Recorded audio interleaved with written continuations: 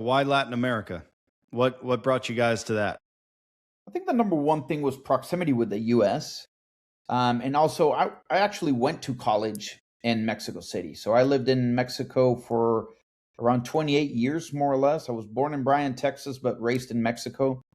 And one thing that we wanted to solve for was there's amazing smart people all over the world, right? Like Emilio and I have both worked with amazing teams in India, great people, very, very smart, but the time zones were killing us, right? So I remember that this conversation that Emilio and I were having. It was like, how can we make this better, right? And I was like, man, I went to college with some really smart people down there in Mexico. Let's fly down, start interviewing some people down there, and see how it goes, right? Um, Rates are comparable, obviously a little bit more expensive than India, but we found amazing talent down there, very motivated, very very hard workers. Um, and same time zone, right? Plus, maybe sometimes plus minus one, depending on where you are in the U.S. But great, great talent down there. Okay.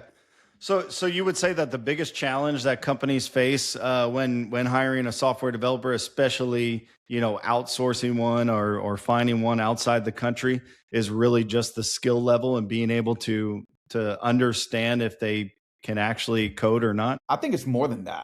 Yeah. I mean, for me, it was more on the cultural side of things.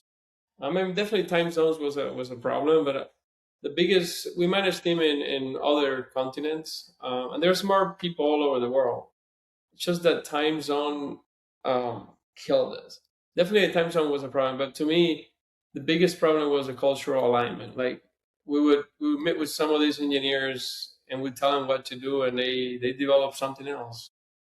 They had this, I don't know, necessity of saying yes to everything you asked, because they were afraid of asking questions. Our Latin people are not. We love our Latin developers.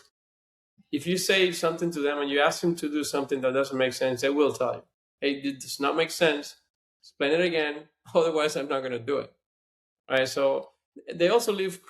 We have a lot of our developers that live on the northern side of Mexico.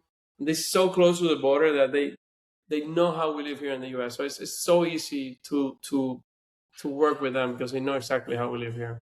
Okay. Yeah.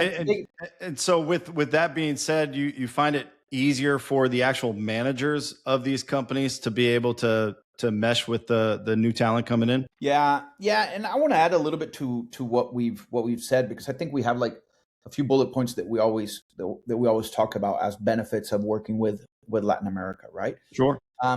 First, we mentioned time zone, right? Emilio mentioned cultural alignment.